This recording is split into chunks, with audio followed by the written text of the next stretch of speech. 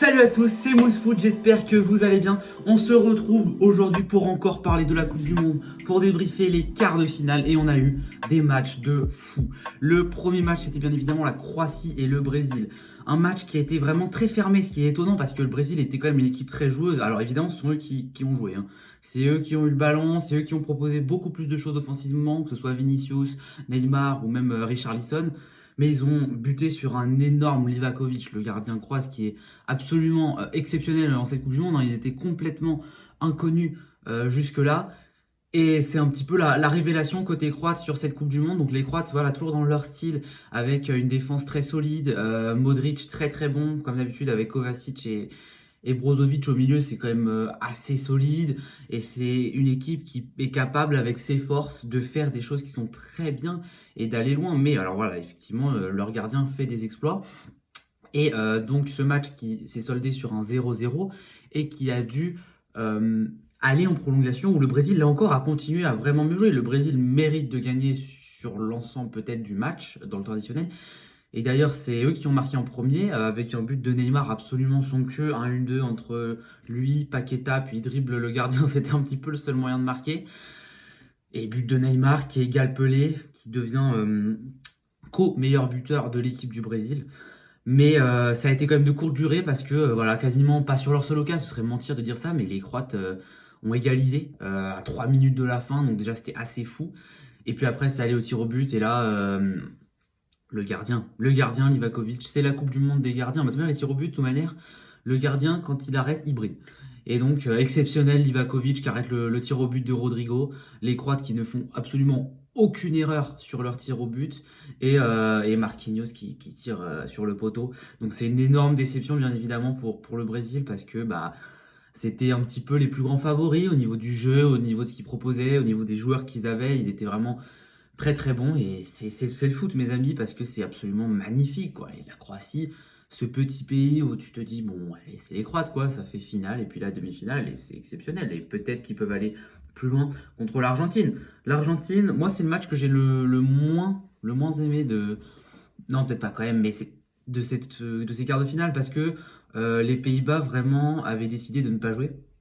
Donc ils ont vraiment rien foutu, ils ont défendu, Memphis, Gakpo et Bergwijn n'ont absolument pas essayé de marquer. Et c'était la défense, c'était Van Dijk et Nathan Ake qui a été absolument excellent, hein. Voilà, faut se le dire, mais quand même, voilà, l'Argentine a réussi à trouver la faille, parce que l'Argentine n'a pas été très très bonne. L'Argentine est une équipe plutôt défensive qui compte énormément sur Messi, et le premier but vient absolument de lui. En fait, à chaque fois qu'il touchait la balle, il éclairait le jeu. Il faisait des différences, il se faisait pas prendre la balle, il portait le ballon, il arrivait à amener quelque chose. Et la première action où il est vraiment vraiment offensif, et ben ça amène un but parce qu'il passe et il fait une magnifique passe, j'ai envie de dire à la De Bruyne, mais en fait à la Messi, quoi. Il en a déjà fait des passes comme ça absolument magnifiques. À l'ancienne, c'était Iniesta qui les faisait et là c'est lui qui l'a faite.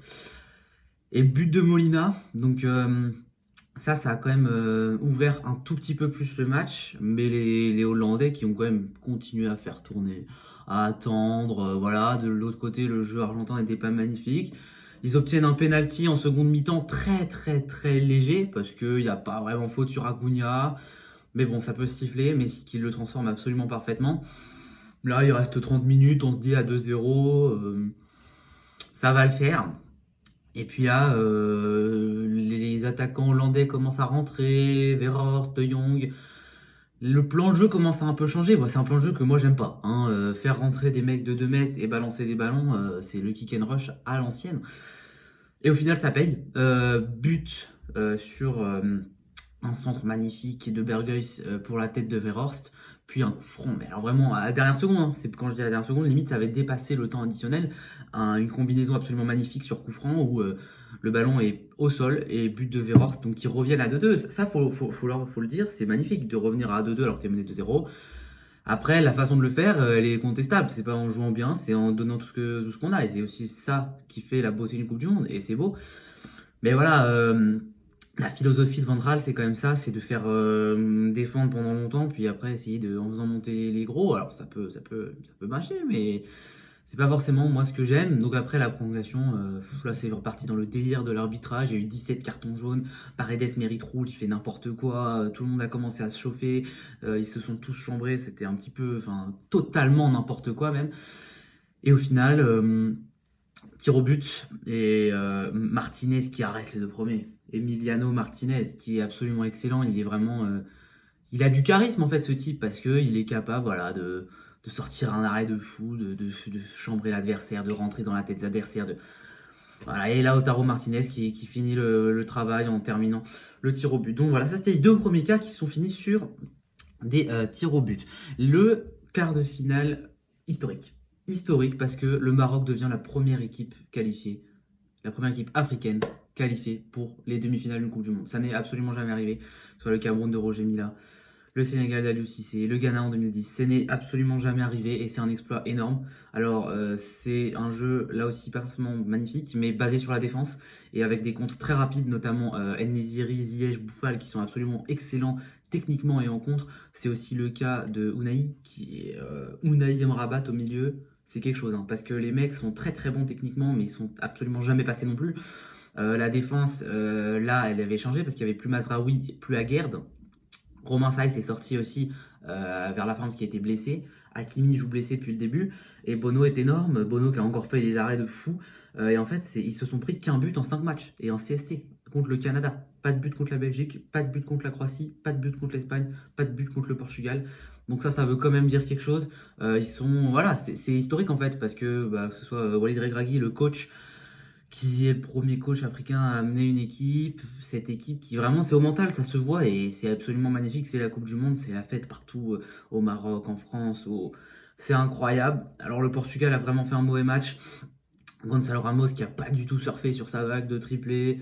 Bernardo Silva, Bruno Fernandes, invisible. Joao Félix n'était pas là.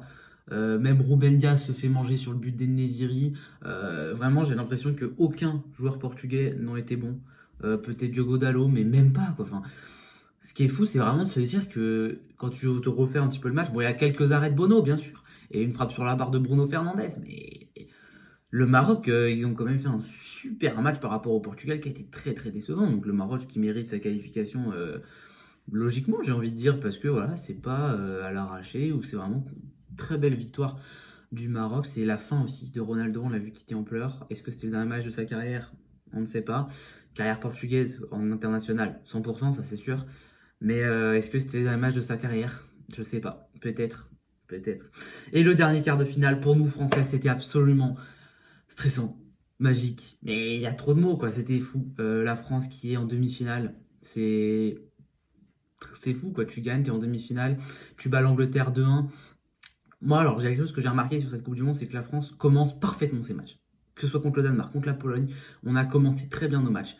Et là, on a marqué. Cette frappe de Tchouaméni, digne de Pogba, entre guillemets, une frappasse des 30 mètres, petit filet, puissante, magnifique. En fait, voilà, c'était le temps fort des Bleus en début de match, qui est concrétisé par un but.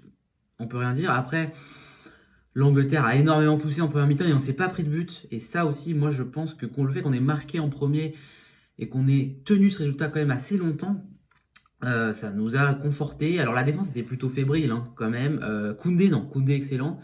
C'était Théo Hernandez, surtout ils sont énormément passés sur son côté. Théo Hernandez, il a galéré.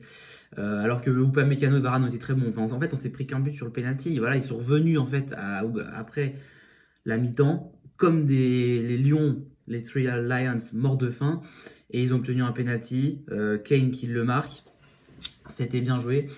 Et après, en fait, c'est là où la France a été quand même très forte, c'est qu'ils n'ont pas eu le ballon souvent, ils n'ont pas été très très dangereux, mais quand ils ont eu le ballon, ils ont été beaucoup plus dangereux que les Anglais, parce que les Anglais, moi je trouve, ils ont marqué que sur pénalty de toute manière, et ils n'arrivaient pas vraiment à trouver des différences, des décalages et à faire la différence. Lloris a fait effectivement quelques arrêts, très important d'ailleurs, il a été énorme Lloris, hein, faut le dire, mais l'Angleterre, il y a des fois tu te dis, ils auraient vraiment pu me faire.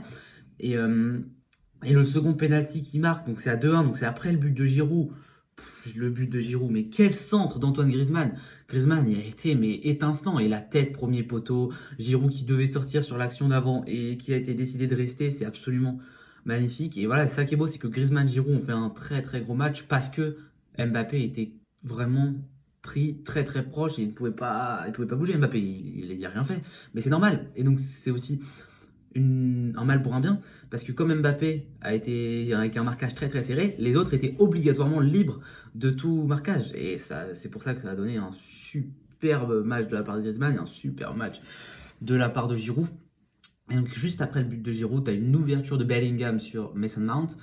Et Hernandez qui pète un plomb. Alors ça peut être épaule contre épaule, mais c'est quand même assez violent. Bon, le penalty se justifie totalement. Et Kane, il a raté, il l'a envoyé super haut parce que, en fait, selon moi, hein, ça ne tient qu'à moi, il a voulu la tirer du même côté que le précédent parce qu'il se disait, je l'ai mis une fois là, on va le mettre deux fois là, ça va marcher. Sauf qu'au moment où il tire, il voit que Lloris va de ce côté parce que Lloris a compris. Donc il force son geste et ça part au-dessus. Donc voilà, les Anglais ils auraient pu à tout moment marquer, c'était vraiment voilà, mais ils ont été quand même décevants parce qu'ils n'ont pas été, je trouve, percutants et exceptionnels. En tout cas, c'est une très bonne nouvelle pour l'équipe de France. Les demi-finales, Argentine-Croatie, mardi 20h, France-Maroc, mercredi 20h aussi. Ça va être absolument exceptionnel. On se retrouve jeudi pour débriefer ces deux matchs. D'ici là, portez-vous bien et let's go.